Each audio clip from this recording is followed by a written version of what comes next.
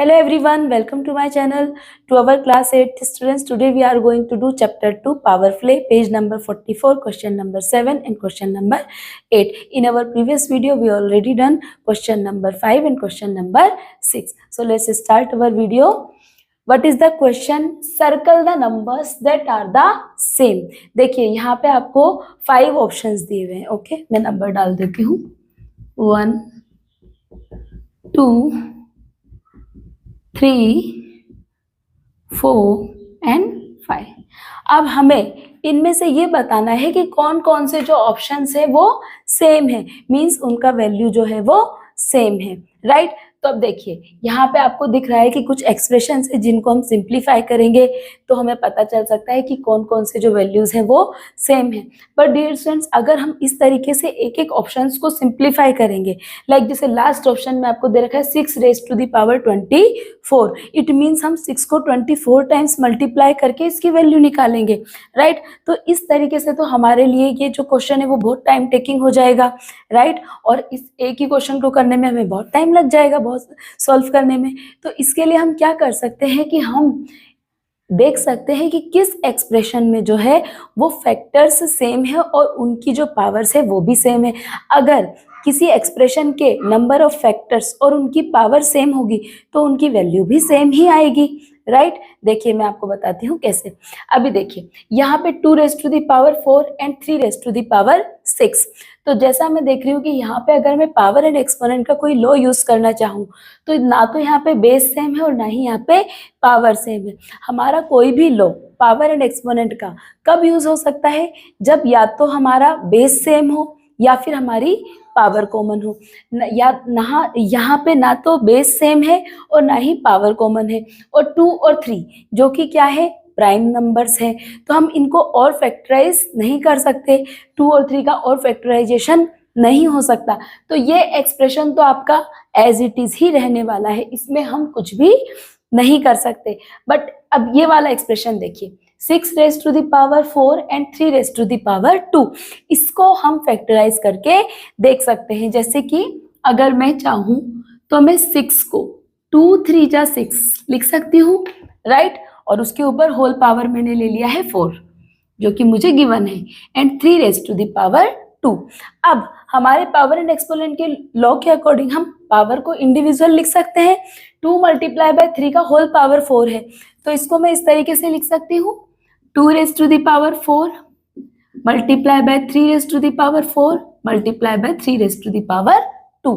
अब dear students, जैसा कि मैं यहाँ देख रही हूँ कि बेस सेम है और बीच में मल्टीप्लाई का साइन है, तो ये जो दोनों पावर है ये ऐड हो जाएंगी, राइट. तो अब मैं इस एक्सप्रेशन को ऐसे लिख सकती हूँ, 2 raise to the power 4 multiply by 3 raise to the power 6. 4 + 2 6. 3 base common था तो मैंने 3 के जो पावर और बीच में मल्टीप्लाई का साइन था तो मैंने 3 के पावर्स ऐड कर दिए, 4 + 2 6. तो अभी देखिए फाइनल आंसर क्या आ गया, 2 raise to the power 4 multiply by 3 raise to the power 6. ये देखिए, इट मीन्स ये दोनों एक्सप्रेशंस जो है इनकी वैल्यू तो सेम आ रही है, राइट. तो एक बार के लिए मैं इस एक्सप्रेशन पे राइट लगा देती हूँ इन दोनों पे. ओके, वैसे हमें क्वेश्चन में सर्कल करने के लिए कहा है तो आप चाहें तो इस तरीके से सर्कल भी कर सकते हैं. देखिए इन दोनों की वैल्यू जो है वो आपकी क्या आ गई है, सेम आ गई है. अब देखिए नेक्स्ट क्वेश्चन यहाँ पे लिखा है 6 रेज़ टू द पावर 10. तो हम सेम जैसे हमने ऊपर किया ऐसे यहाँ पे सबसे पहले हम 6 को ब्रेक कर लेंगे, वही 2 3 जा 6 और इसके ऊपर पावर 10 है. अगेन हम इसको ओपन करेंगे, 2 raise to the power 10 multiply by 3 raise to the power 10. अब देखिए डिस्टेंस, यहाँ पे पावर जो है वो डिफरेंट है. यहाँ पे आपके पास 2 के ऊपर 4 पावर था, यहाँ पे 2 पे 10 पावर है. यहाँ पे 3 के ऊपर 6 पावर था, यहाँ पे 3 के ऊपर 10 पावर है. इट मीन्स इन दोनों की वैल्यू तो सेम नहीं आएगी, राइट. तो ये एक्सप्रेशन हमारा इन दोनों वैल्यू से सेम नहीं होता है. अब नेक्स्ट क्वेश्चन देखिए, यहाँ पे आपको 18 दिया हुआ है. तो देखिए डियर स्टूडेंट्स, अगर मैं 18 का फैक्टराइजेशन करूं तो क्या आएगा, 2 3 जा 6 एंड 6 3 जा 18. मीन्स 18 को मैं ऐसे लिख सकती हूँ, 2 3 जा 6 एंड 6 3 जा 18 और इसके ऊपर मैंने पावर ले लिया है 2. अगेन 6 को मैंने ले लिया है वही 2 3 जा 6 और इसके ऊपर पावर ले लिया है मैंने 2. अब देखिए डियर स्टूडेंट्स, अगर मैं इसको एक्सपेंड करूं, 2 raise to the power 2 multiply by 3 raised to the power 2, 3 raised to the power 2, again 2 raised to the power 2, multiply by 3 raised to the power 2. अब देखिए यहाँ पे 2 कितने टाइम्स आ रहा है, 2 टाइम्स 2 आ रहा है, और उनके ऊपर पावर भी कितनी है, 2 2, तो बेस सेम है, बीच में मल्टीप्लाई का साइन है तो पावर ऐड हो जाएंगी, 2 + 2 कितना हो जाएगा, 2 raised to the power 4, multiply देखिए 3 कितने टाइम्स है, 1 2 3, 3 आपका 3 टाइम्स कॉमन है, बेस कॉमन है, और उसके ऊपर पावर कितना है, 2 2 2, तो बेस सेम है, बीच में मल्टीप्लाई का साइन है तो पावर ऐड हो जाएगी, तो 3 तो एज इट इज रहेगा, और 3 की पावर कितनी हो जाएगी, 2 + 2 4, 4 + 2 6। तो फाइनल आंसर अगर हम इसको फैक्टराइज करके देखें तो 2 raised to the power 4 multiplied by 3 raised to the power 6 means 18 raised to the power 2 multiplied by 6 raised to the power 2 को आप 2 raised to the power 4 multiplied by 3 raised to the power 6 भी लिख सकते हैं। तो हम देख रहे हैं कि इसका आंसर भी ऊपर के ये दो ऑप्शन से सेम आ रहा है, तो हम इसे भी सर्कल कर देते हैं एक बार के लिए, ये देखिए राइट। अब देखिए 6 raised to the power 24, again आप वही करेंगे, 2 3 जा 6, पावर कॉमन ले लिया 24, अभी देखिए 2 raised to the power 24 multiply by 3 raised to the power 24, again यहाँ पे हमें बेस तो मिल रहा है 2 और 3, लेकिन उनके पावर डिफरेंट है, ऊपर पावर 4 और 6 दिया था, यहाँ पे पावर 24 और 24 दिया हुआ है। ओके, सो आपको आई थिंक समझ में आया होगा डियर स्टूडेंट्स कि ये जो 5 ऑप्शंस थे इसमें से फर्स्ट, सेकेंड और फोर्थ ये जो एक्सप्रेशन थे इनका वैल्यू जो है वो सेम आ रहा है, 2 raised to the power 4 multiply by 3 raised to the power 6, और बाकी के जो आपके थर्ड और फिफ्थ है ये आपके डिफरेंट है, इनके पावर भी डिफरेंट है। तो फर्स्ट क्वेश्चन नंबर 7 हमने सॉल्व कर लिया है, आई होप आपको समझ में आया है। Now let's do question number 8। Yes, now let's do question number 8।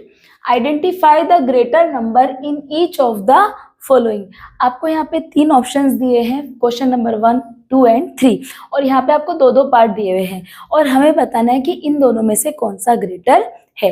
तो देखिए यहाँ पे क्या है, 4 raised to the power 3 और 3 raised to the power 4, तो वो आपसे क्वेश्चन में ये आपसे पूछना चाह रहे हैं कि इन दोनों में से कौन सा बड़ा है। तो डियर स्टूडेंट्स आपको यहाँ पे पावर ऑब्जर्व करनी है। देखिए यहाँ पे 4 के ऊपर 3 है पावर और यहाँ पे 3 के ऊपर 4 है, तो ग्रेटर पावर किसकी है। हम यहाँ पे देख रहे हैं कि जो 3 के ऊपर पावर 4 है वो 3 से बड़ा है, मतलब 3 के ऊपर पावर 4 है वो ग्रेटर है। तो मोस्टली जिस नंबर का पावर बड़ा होता है वही नंबर की जो वैल्यू होती है वो बिगर होती है। ओके, तो देखिए अगर यहाँ पे आप 4 का क्यूब देखेंगे तो 4 का क्यूब कितना होता है, 64, और अगर हम 3 टाइम्स 4 को मल्टीप्लाई करेंगे 3 raised to the power 4 तो आपका आंसर आएगा 81, एंड 81 इज ग्रेटर देन 64। तो यहाँ पे डेफिनेटली कौन सा नंबर ग्रेटर होगा, 3 raised to the power 4 is greater.